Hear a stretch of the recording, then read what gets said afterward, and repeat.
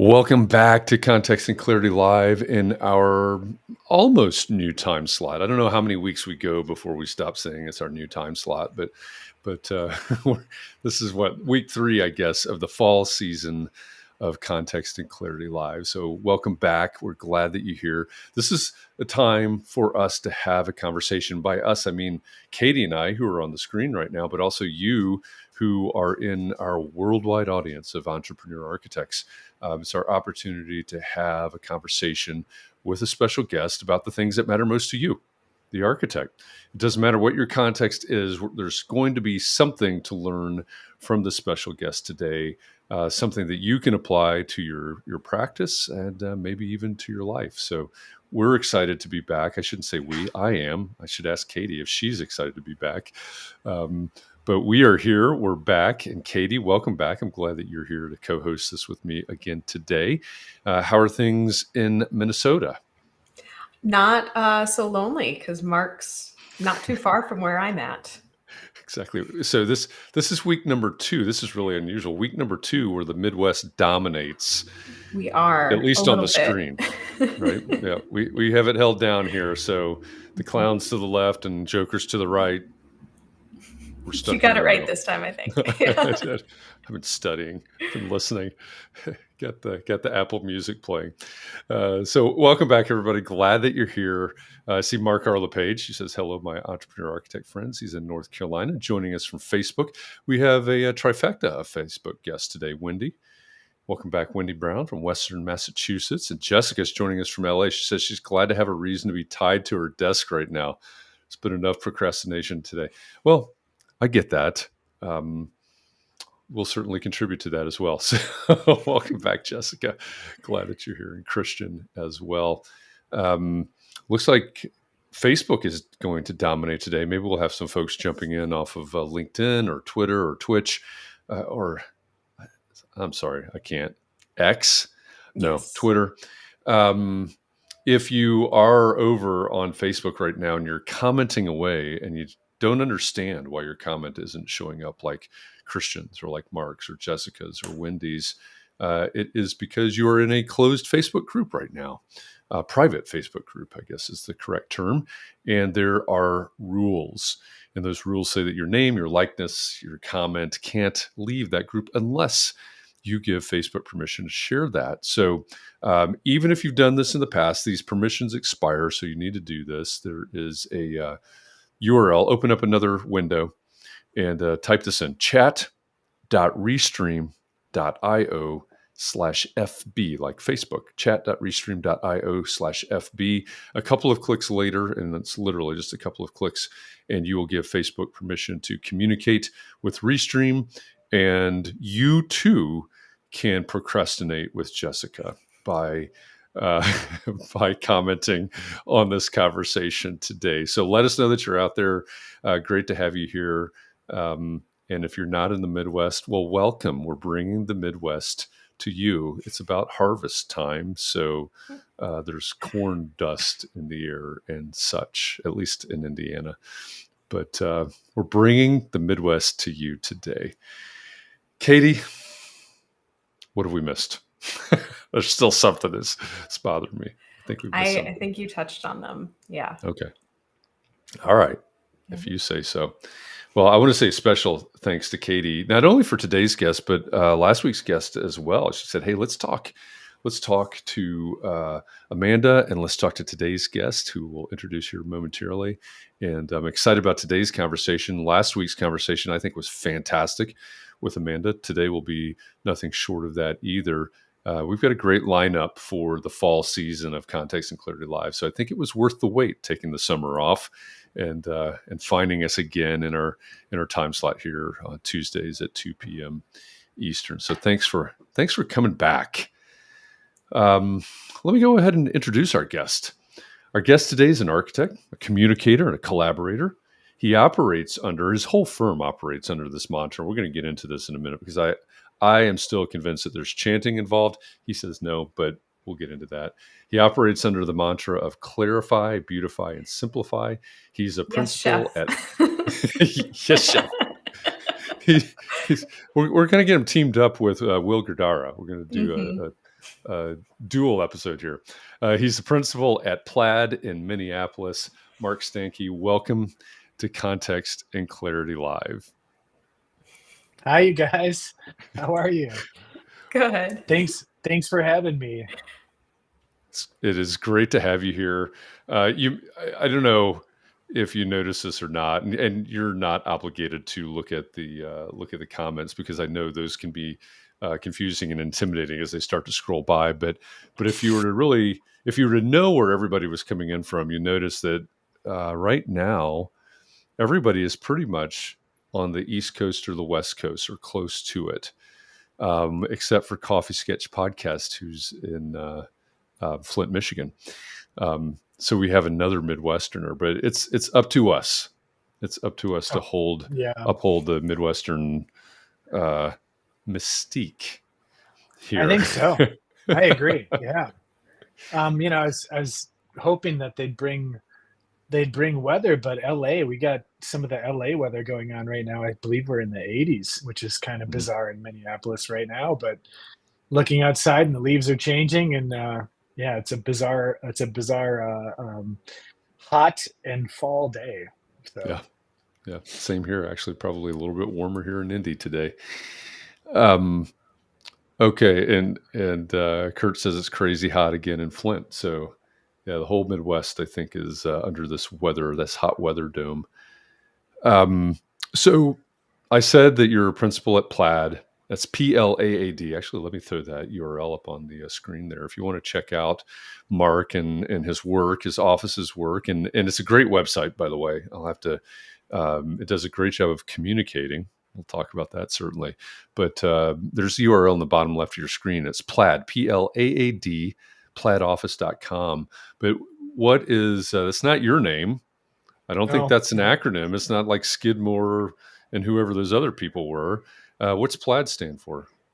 Yeah, well, thank you for asking. It's we started this firm about 10 years ago, and it is an acronym. It's Practice of Lasting Art, Architecture, and Design. And myself and my business partner, Matt Byers, and our team, when we first started, were a little bit more focused on multidisciplinary design. And we did quite a few architecture competitions earlier in our career. We still do from time to time. Some of those involve art competitions or an art element. So I think what we really wanted to focus on at PLAAD is doing any type of architecture or design that affects the built environment, and do it in a way that's lasting. We've seen a lot of architecture, other design out there that, and this doesn't necessarily mean traditional or modern, but that it might date itself quite a bit. And we use this reference of a pair of Ray-Ban Wayfarers. Ray-Ban Wayfarers are cool no matter what decade they exist in. So our focus has more been on trying to tailor architecture and design that has a lasting statement. So that, in essence, is why we're called PLAAD, and it isn't based on my name. It's not based on Matt's last name as well. The idea here is that we want to build a collective of architects, designers, and just creative thinkers, interior designers as well, that build upon our strengths to create great projects for people. So we didn't want to make it about ourselves. We wanted to make it a little bit bigger than that and make it more of a plan for a larger future. So yeah, that's a good point. I mean, especially with as many Tom Cruise movies come out, those Ray-Bans are not going away. So. Oh yeah, absolutely. No kidding. Yeah.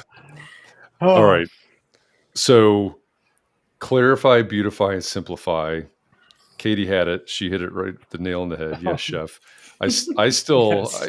The visual I have is everybody in the office is chanting, like maybe dwarves or elves, but they're chanting, clarify, beautify, simplify.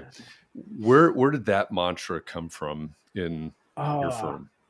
I will tell you, it came from a long time doing construction documentation, and really what the goals are of what we're trying to accomplish. And I'd say we repeat it over and over again in the office. It isn't a chant. But from time to time, when we're under pressure trying to get a CD set out or trying to get some sort of communication document, one of us will just yell, clarify, simplify, beautify, just as a reminder, throw it through the office, clarify, simplify, beautify. And I think it started, at least in my life, I went to drafting school before I went to architecture school, and had a job for a number of years, as well as going through architecture school, working on getting production residential drawings out for different builders, which was not the most creative outlet, but I learned a lot. And it really is, in essence, trying to get to the gist of, get to the gist of it, and turn out great drawings, turn out great ways to communicate that will get the built result done. And I think it all starts, and we could break them down per category and what they mean and why. But I feel that, one of the first hurdles in my experience doing construction documentation or trying to convey a design idea through drawings is to understand construction well enough to do it well. And that is a long road. And luckily I cut my teeth in working as a framer and a finish carpenter and a roofer while I was going to drafting school. So I have a background in construction. So that very much helped. But all of a sudden you get these wonderful technology, all this wonderful tools to detail, right? So the first lesson, which is going to be simplify, was, well, you get all of this information on how to put something together. And the more you get better at that, the more information you start throwing on pages. And the challenge with that is, with technology, you can continue to throw more and more and more and more at these drawings. And at some point in time, you'll look back and go, hey, this is wonderful. Look at how much information I've got on there, but it's maybe not getting the point across because it's so much information. It's daunting to the end user, or it's in different locations, or it's not, categorized well enough. So I think that was probably one of the first learning curves when it comes to clarify, which was like, hey, okay, there's so much information here, it's not usable. So how do you take all this information you have and distill it down into, a set of documents that IKEA would put out to put a bed together? It's funny, we focus so much on construction documentation and learning from that, when some of the best inspiration we've found is out there in furniture assembly documents, and opening up a plastic model kit and see how they communicate how to put together a plastic model. Things that simple, because they're doing it visually, they're doing it without words. And I'd say when it comes to clarify, it means, cut out all that's not necessary to get the job done. So I think that's where it started when I was younger, and we probably developed the idea of clarify. And then through time, it became, simplify, developed out of a need for, all of a sudden we have all this information. But I'll give you an example of where simplify came from. And simplify came from, both Matt and I were on a job site in Colorado, and I'm walking a trench with a couple inches of snow in it. And we're down like 12 feet below the top of concrete. And there's a bunch of concrete crew gentlemen there, like hacking away. It's cold, it's wet, it's muddy. And we typically do this, both Matt and I do this, ask this of our tradespeople. And like, how is it going? How are reading the documents? And I got a not great response. Turned around and grabbed 2 sheets, and he says, this is the problem. And I was like, what is that? This is a learning moment. And it's like, I've got an engineering drawing here, and I've got your dimensions for concrete in this drawing. Why do I need 2 sheets at D size? I'm trying to walk around in mud with 2 inches of snow, trying to keep them clean. The fact that I have to reference 2 separate drawings is driving me insane. So simplifying, we seem to forget, and that's why this gets yelled through the office, is we're in a climate controlled environment, sitting in a comfortable chair, sometimes sitting, standing, whatever your desk is. No, don't want any like desk preferences to get shout out there. But the reason we mention it is you got to remember, a lot of these tradespeople are standing in 2 feet of snow. They're in a downpour. It's 20 degrees out. They don't care about all of the other information. They just want to know to get to the gist.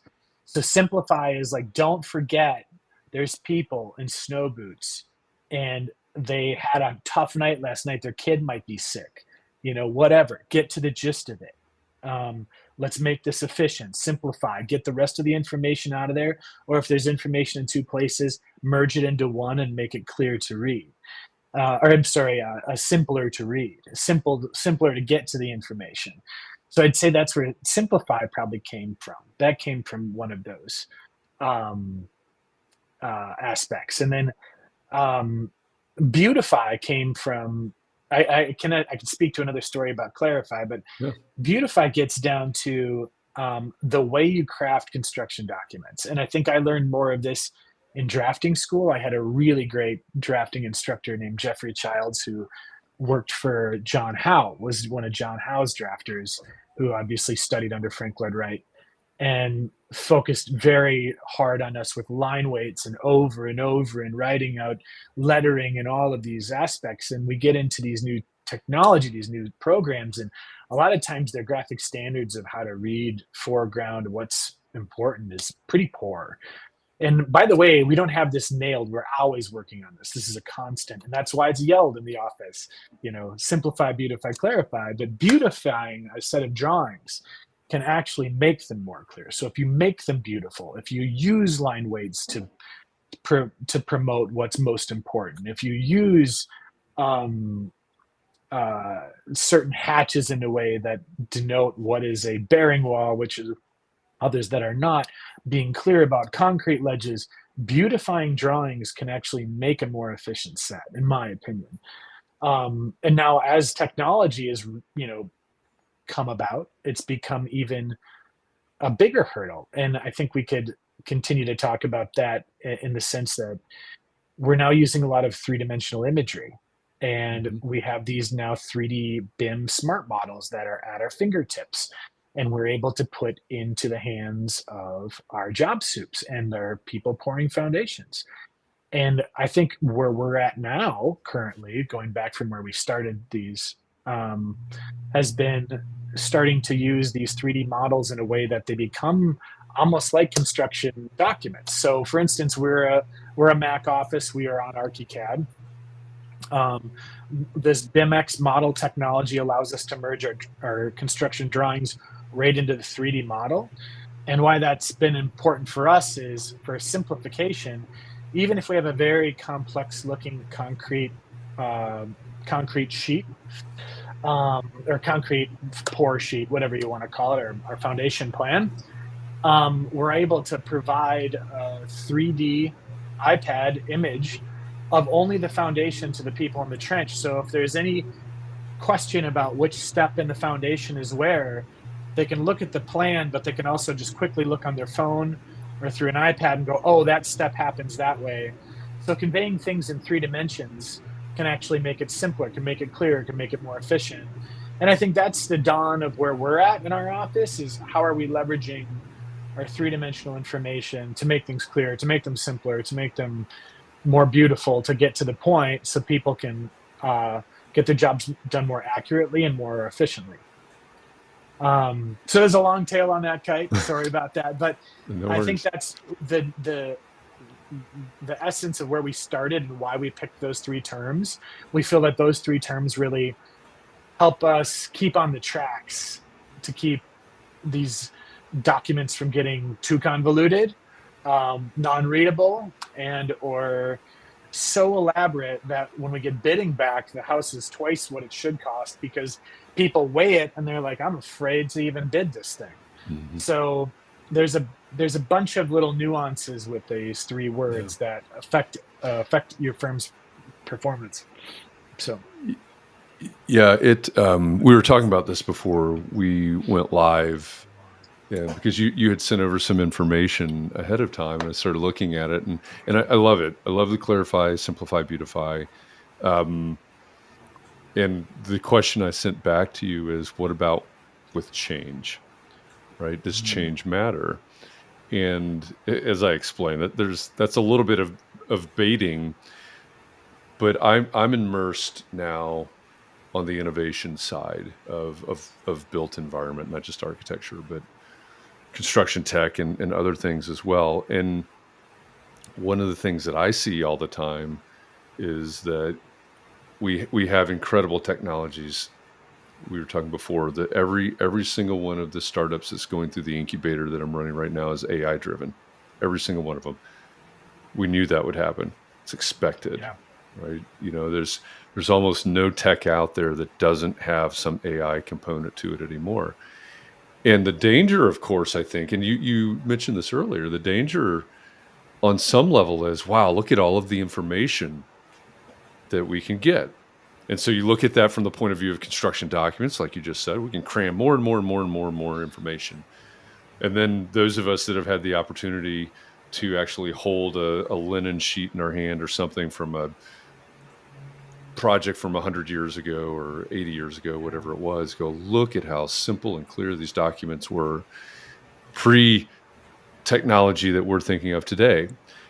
The irony comes in that almost all of the real uses of technology are driving to simplify, right? They can even if we keep it at a very simple level, and Chat GPT, if you think that's what AI is, great. That is a large language model. Yes, it is a form. It is a type of or a piece of AI on a very, very, very, very simple level. But what do we use Chat GPT for? To parse information. All of the technology, when it's used well, is being used to simplify. It's being used to gather massive amounts of information and bring it down to one focus or something. That's way general, but something like that. And so I think that's what intrigues me about this, right?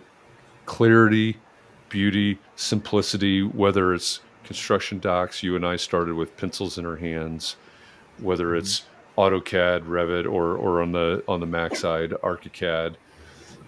Speaking to you through a Mac right now. I think it's all, how does it apply to that? How will it apply to the future? I think there's a thread there somehow.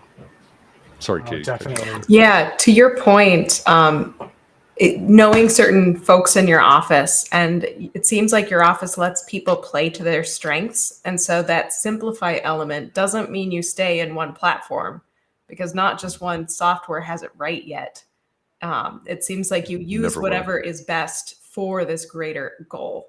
And so you will bring a SketchUp model 3D into your drawings if that's going to be the clarify, simplify, beautify solution for the design that you're going for. Absolutely. And sorry, Katie, go on. Sorry. Oh, go ahead. Yeah. Curious what other strategies you have. This is a very Midwestern moment, by the way. Oh, yeah. We, through 4 Midwesterners, come to a stop sign, and there's a bunch of like, no, you go. Yeah. You just die there. I would love to make two, I think, really important comments, both on Jeff, your point, and Katie, yours as well, but two specific points. One, clarify, simplify, beautify, I think can exist throughout whatever the technology is. It's about communication. And I do agree that technology is here to simplify. And this is why I think this is so important to have this conversation today. Now, our architectural practice is very much invested in more than just this. This is just one aspect of how we execute and communicate. But we all have had these conversations about how architecture we've been giving up a little bit of ourselves to developers or builders over time, and slowly the architect's role has been whittled or diminished. I personally think that this isn't a new dawn or an opportune time for architecture to really take the reins again. We have a bunch of people coming out of school that are, have all the technology and the knowledge behind them to operate a lot of this and work with AI. And I think if we don't take advantage of it, if architecture doesn't embrace it and use it to simplify, to make ourselves more important in the realm of the built environment, there certainly will be developers, and not that there's anything bad with developments and developers, we love them, but just there's other people that are going to take advantage of those opportunities to do with the built environment what they would like to do, whether that's good or bad. So I do feel like this is one of these moments. We're at this crux where information is going to very much affect our practice, and I'm actually shocked that we're at this point now in our practice where we're using three-dimensional documentation on site. I think when I was in school, I graduated in the early 2000s from getting my architecture degree, but even back then we were talking about it. I'm surprised it took this long. I feel like we're a little bit behind. We could be leveraging technology so much more through construction documentation or getting stuff built. So that's one point I'd like to make, is I think this is a time that we all need to kind of step up and embrace it, or else it will basically be another train that leaves a station that we don't get to jump on and make ourselves more value or bring a value add to a scenario. That's one thing. And the other aspect was, I think back in the day when we were drawing with pencil and paper, it was so much easier to control clarity, simplicity, and beauty, because you were literally hand to paper. You were seeing it how that next person was going to see it. And we've gotten removed through telephone, let's just call it that, but looking at it through a screen or a different scale on a screen than the person who's actually using it. And I think that's made it more difficult and complex to control how much power that the technology brings to create a clarify, beautify, simplify. That's why I think it's important to continue to repeat it. So those are the two things I did want to say, but I do feel like it's a moment. I don't know how both of you feel about embracing this, but I feel like, Jeff, I know you're doing a lot with AI, and that's very important to you in your world. And I don't know how you feel about architecture embracing this. Are we seeing that in other places, or how are you both feeling about it? Katie, you want to answer Oh that? dear. Well, I became an architect because I loved drawing. I did hand drafting in high school. I'm like, I could do this all day, every day. And that's not how it is anymore. But so I love finding excuses to bring hand drawing back into the process, just because there's a certain aspect of that. And I think your firm does this really well. You have terrific designs. That is evident with the design competitions and the things that you succeed at. It is incredible what you're able to do. And you bend the software to make sure that it communicates real things so that it gets built the way you design it. To explain it, I've worked with you, Mark, on one of your houses. I got to draft for a little bit for you, and hearing you say face of wall or face of frame. So make sure you're dimensioning the face of the frame. And then what else matters to the framer is bottom of beam and all of these factual things that it just simplifies it. It's like, okay, always to the face of frame. And then it gets built the way that you're drawing it. And so that's, it's that awareness that was easier when it was just a pencil drawing a line on a page. And now it's harder to manage because you're wrestling all that information, because I believe ArchiCAD's like Revit, where the walls have all the layers inherently. And so you're wrestling that information to do and communicate that simple design aspect, but also you create beautiful details. And you have to break the program a little bit, because they don't necessarily want to make soffits or beams the way that you want to build the trusses, because you don't necessarily model the trusses. So it's, I guess, a roundabout answer to your question, that I do love that. I think you bring hand drawing back into the design, but you let that inform how clearly you're making the designs happen in the end. Well, thank you for saying that. Yeah. That does matter. And I will a trick to how you make that happen. Here's the trick. I think one thing that I wish architecture schools were doing better. I really, really wish architecture schools were teaching the art of construction documentation. And and this way to communicate, but also the ability to understand how things are assembled. And in our office, along with the simplify, clarify, beautify, this is not one of those chants or a yes chef or whatever, but it's the art of putting yourself in someone else's shoes. And I really think that is so important, irregardless of the technology we use to get it done. You have to put yourself in other people's shoes. I'll yell this in the office too. Plans are for framers.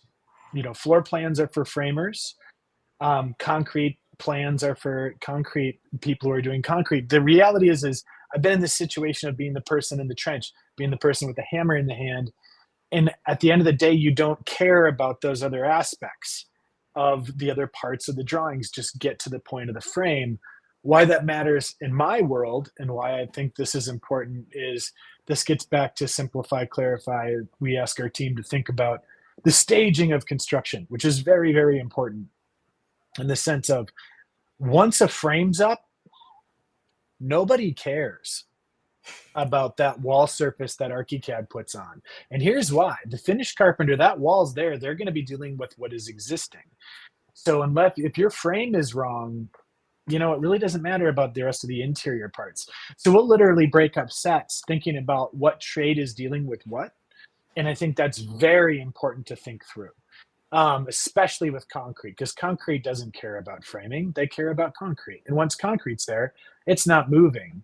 And one thing that has always bothered me in drawings is I see people reference, and this is kind of something I mentioned, we do put elevation balloons on concrete slabs that may have slopes in them, but I'm very much all over people in the office about dimensioning off concrete ledge heights because slabs aren't there. So when a framer's there to measure a header, that slab doesn't exist in the middle of spring when there's just rock in the basement. We got to be thinking about staging and all of these other things. So yes, putting ourselves in getting back to it, the other motto of the art of putting yourselves in someone else's shoes. When I'm placing this header, is there even a concrete slab there? When I'm putting this wiring in, do they even have an idea of what finish is going to be going on the wall? And then if so, you've got to be very careful about what information you deliver on that sheet that will, in essence, deliver the best craft and the best foolproof results of it being placed in the right location.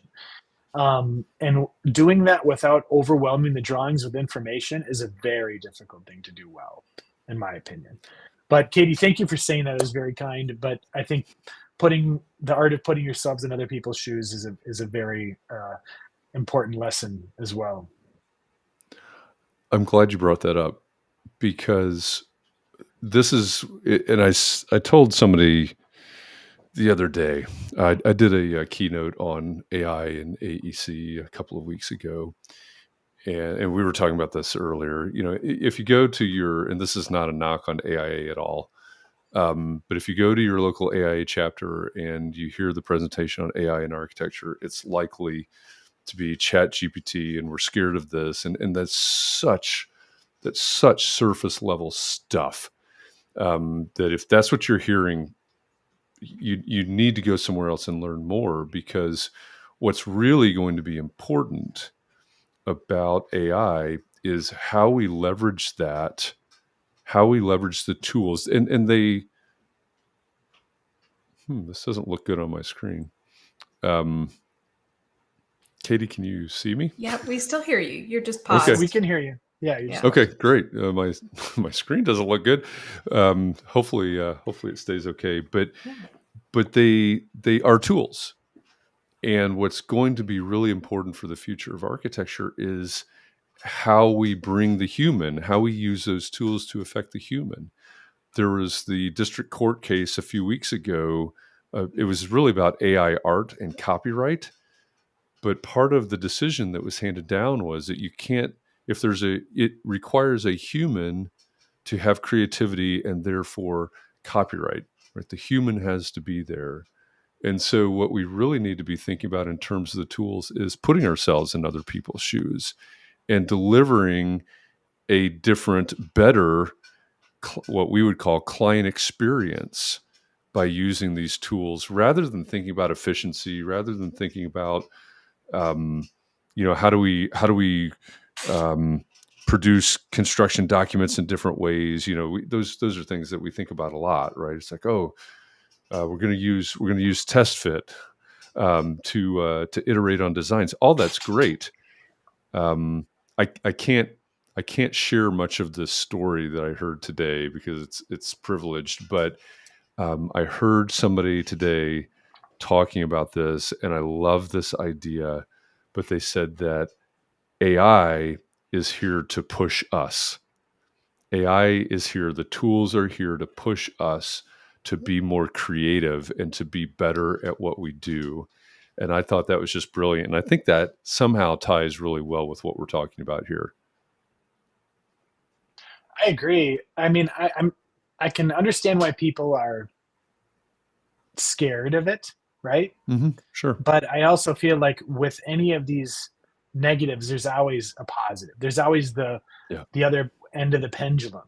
So I don't know exactly where it lands, but I feel like we have so much catch up to do anyways. I think this new AI curve could be very helpful. And I look at it this way. I did a competition, I think back in 2014, where the solution, luckily I had the winning solution for this, which was very, very thankful for, which was, it was imagining a case study house 25 years, 30 years, it's actually longer than that, 40 years later, whatever, from the case study house program. What does that look like today? And instead of leveraging the technology of steel and everything we learned from World War II, which is a lot of what the case study houses were focusing on, at least in my opinion, I kind of focused on the other aspect of technology, which would be, the smart parts of AI or whatever that is, with prefabrication. And in this case, it was a home that was 3D printed out of concrete pieces that eventually got assembled in post-tensioned chunks. And what's great is now we're 10 years out or 9 years out from that, and there's the team in Texas that's 3D printing homes with the right concrete and the right aspects. So it's one of these, I think, lessons that if we're embracing these technologies, that they are going to be used and they're going to be here to stay. It's just a matter of how you can leverage them.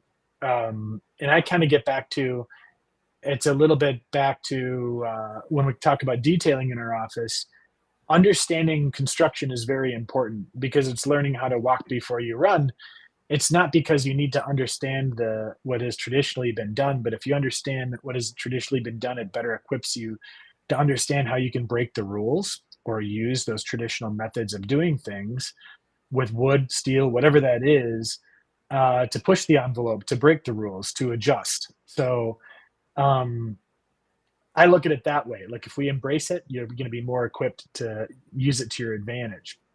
But I love that. And you're really keying into that survival mechanism for architects is what you choose to put your time into. If you choose to put your time into going back and doing the drafting and redoing the drafting and keeping it in CAD and you're redoing the same work, that's no longer necessary. And so choosing to put your mental powers towards what does help advance the profession and really, I'm curious how you're going to continue to leverage, or you've learned framing, you've learned concrete.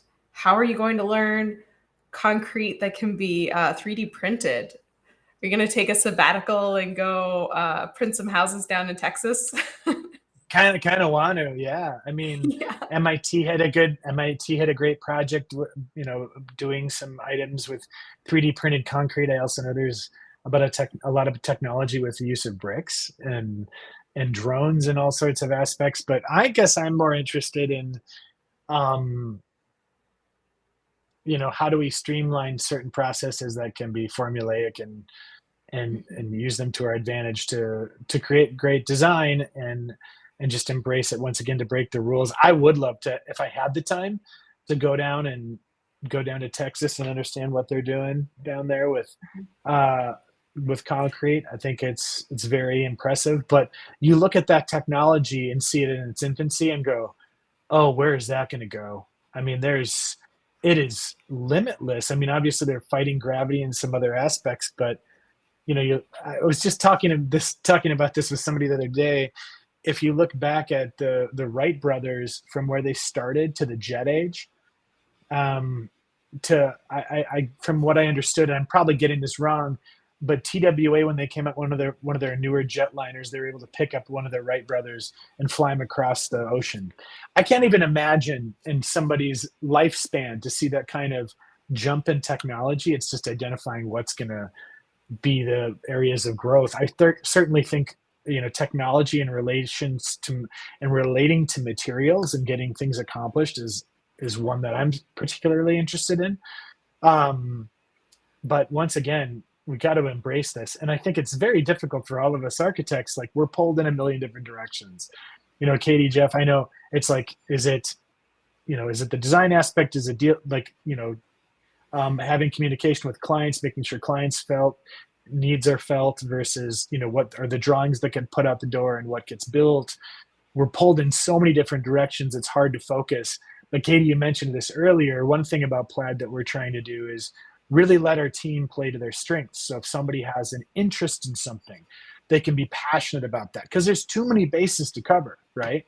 If one of us is interested in that, let's go for that. If somebody's interested in entitlement process, they go for that. If somebody's interested in BIM technology, they're going for that. If somebody's interested in interiors and materials, they're going out for that. And I think that's an important part of PLAAD and how we operate, maybe a little differently, because trying to cover all bases will, I'll just die of exhaustion. I'll fall over someday. But if we can all work together to get to somewhere like that, that's important to us.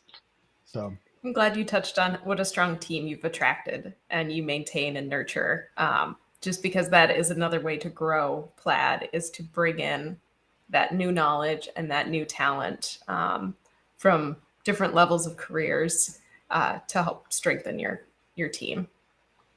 Oh, and it's so much fun to watch somebody isn't it great to watch somebody who's great at something that you're not? I love being able to do something and see somebody on the team just pick something up and run with it, or just they execute it perfectly. And like, that would have taken me forever. Or I love the skill set you have, or I love that you have the passion for that you can execute in that way. It's so much fun to see people succeed in areas that they're not only have a passion for, but are very talented at. So yeah, absolutely. Definitely. Jeff, I'm glad you're back on. A little computer crash there. I was talking about AI too much, and the robot overlords it got quashed you. it. Yeah, Skynet heard you, I guess. Yeah, it did. Yeah. Just one brief thing on the 3D printed houses. I guess in full transparency, that is Icon, the company that you are probably referring to down in Austin. That is one of our portfolio companies. So saying that, but did you see 60 Minutes this week? They're working with NASA now, and they're talking about, how do you take this technology to the moon or to Mars?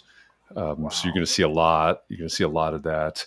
But I also think it's interesting. I didn't plan to go this far down this rabbit hole, but I think it's also interesting to look at the impact that we can have, right? When we talk about housing and housing insecurity, well, wow. I mean, we've got technology that can 3D print, or we've got robots in panelization plants and, so on. And it makes the industry safer, more efficient, more affordable, theoretically, things like that. So, those are all fantastic. But if you want an introduction, I can make an introduction. You could go look at 3D printing. Yeah, it's very cool. Yeah, and it's very cool. It will be this. I don't know what your experiences have been, but out on the job sites, our skilled laborers are getting older and leaving the field, and that is a little alarming for me. It scares me a bit, and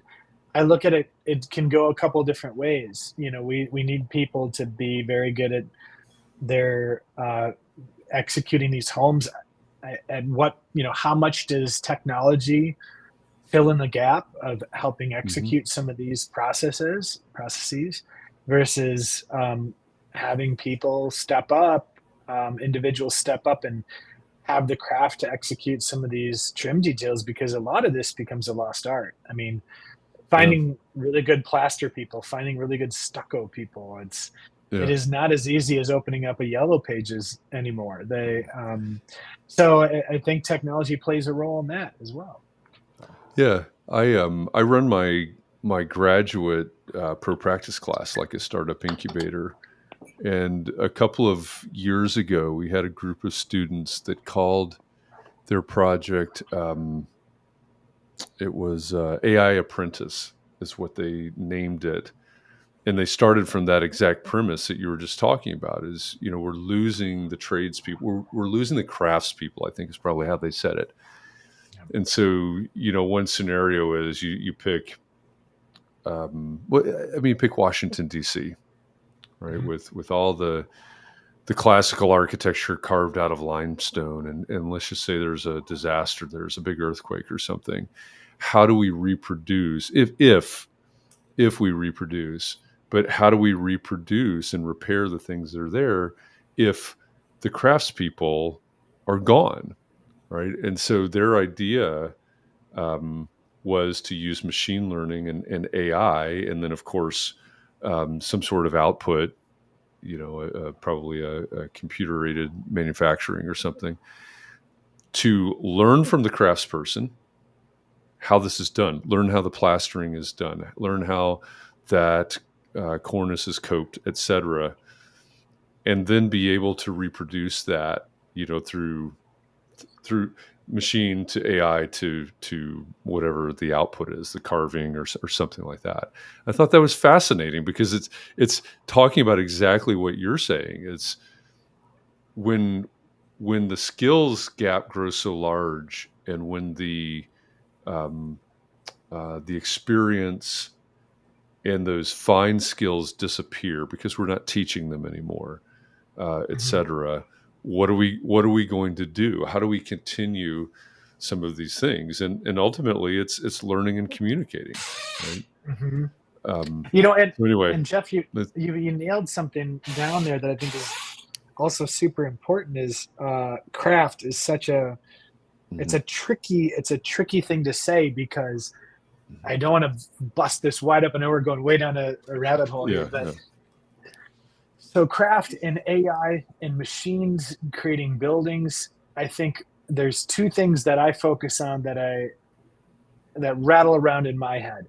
One is the human factor, or human scaled things, knowing that a human touched them and created them and crafted something, and the imperfections in some of that. Like, one of my favorite parts of the Gamble house by Green and Green is you walk in the entry and they purposely made one of the joinery pieces imperfect to represent humanity, which I love, because even though the house is absolutely perfect. So there's one thing about representing humanity, even though if machines are making this. And once again, this could be an opportunity for architecture to step in, because if a machine is making it, we're no longer limited theoretically to the human body. Like, a lot of our construction materials are really generated around the idea that a 4x8 sheet of 3/4 inch OSB is handleable by a craftsperson out on site. They can lift it up, put it on their back, and that's about as big as you can handle getting up onto a roof for roof sheathing. So there's a lot of logic behind the scale of materials and the idea of how you apply materials and how they're glued and waterproofing and weatherproofing.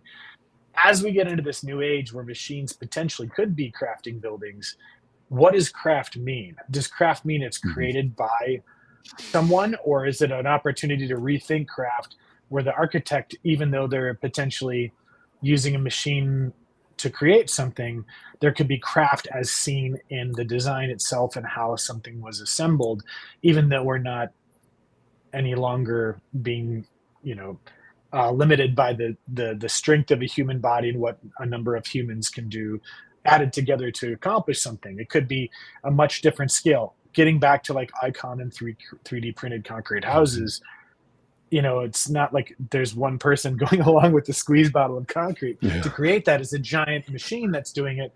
So it really expands the idea of craft. It expands the idea of scale in craft. And that's going to be a very big, interesting conversation as we move forward. And is it going to relate and feel human to people? And if so, is there a place for architecture to help fill that void in craft to make it feel more human scaled or relating to humanity? So I think that's going to be in my opinion, that is in the next few decades how we move forward, and how people feel about their built environment if it is executed by robots.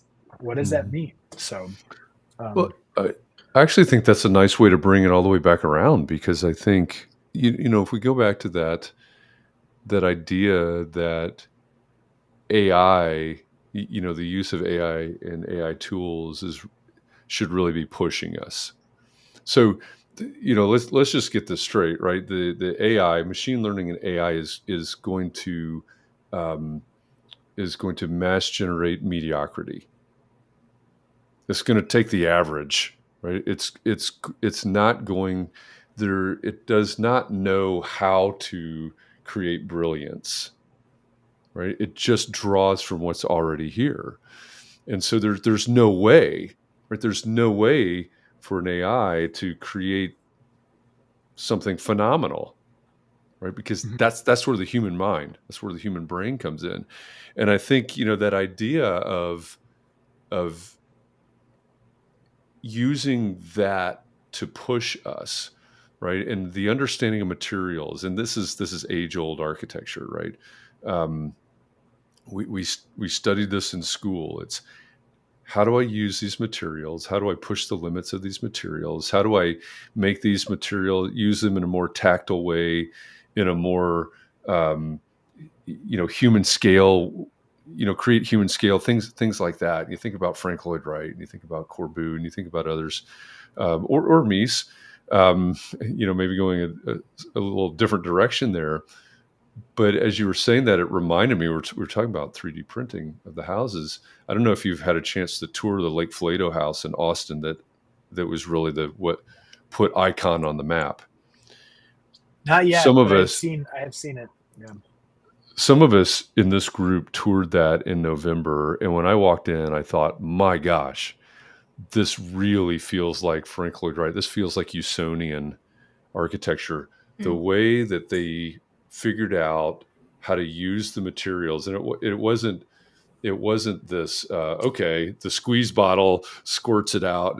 I mean, certainly they figured that out, right? Certainly they started to understand the lifts and everything else, but the tactile nature of it and how it intersects with how we intersect other materials with it, that is a beautiful project.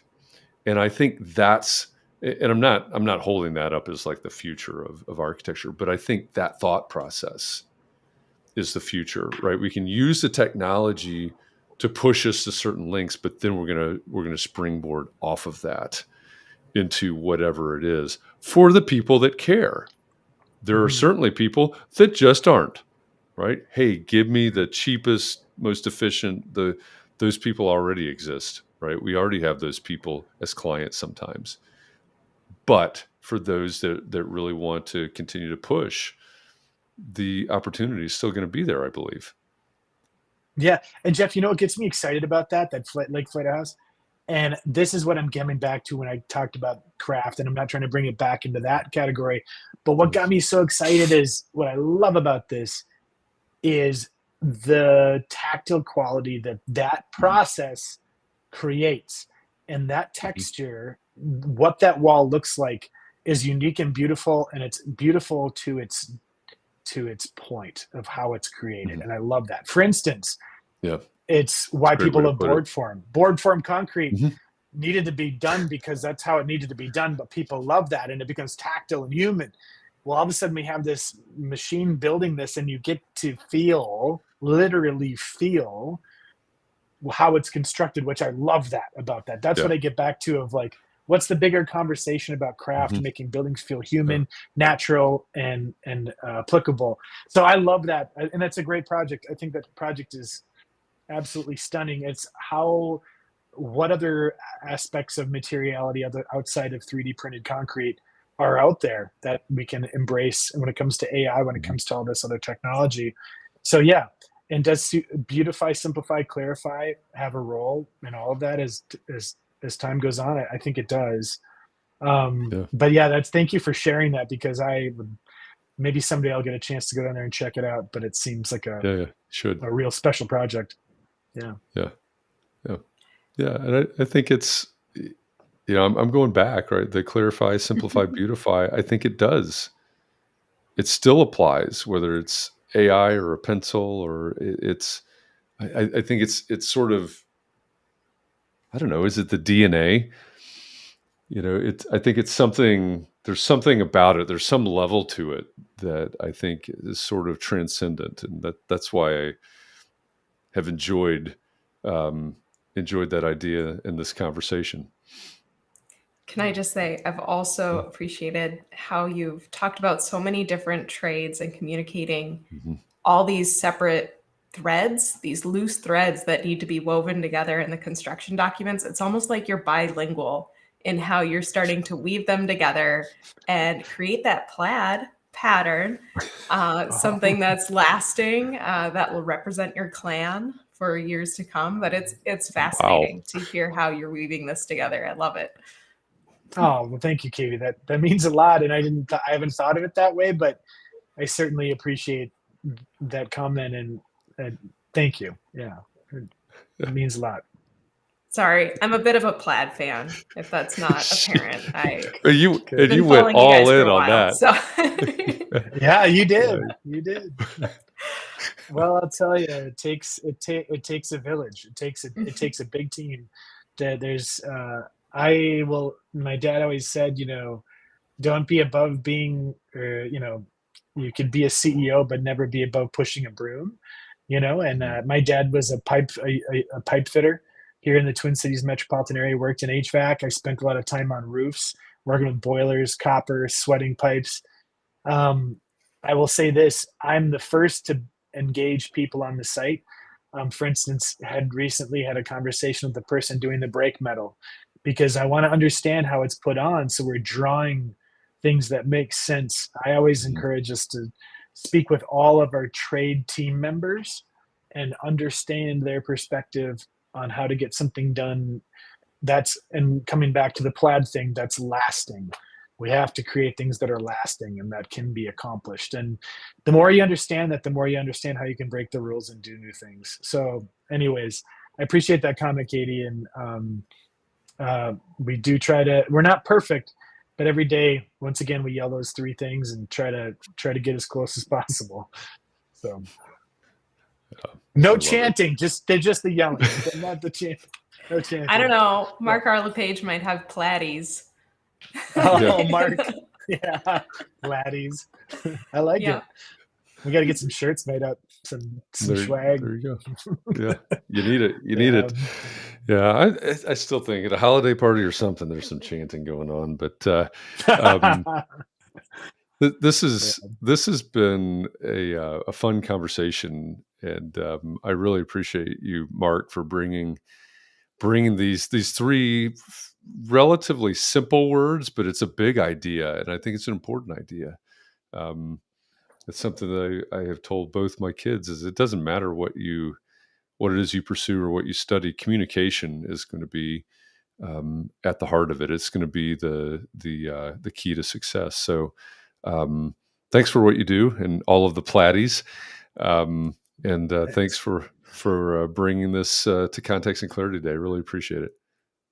Well, thanks a lot, you guys. I greatly appreciate it. And it's been fun having the conversation with you, and love the podcast. And just thanks for having me on. Yeah, absolutely. Thank you. And for all of those out there, thanks for joining us today. Good crowd today. I see Diego has been with us today, and Janine, and some others that we forgot to or missed identifying at the very beginning. Thank you all for being here today.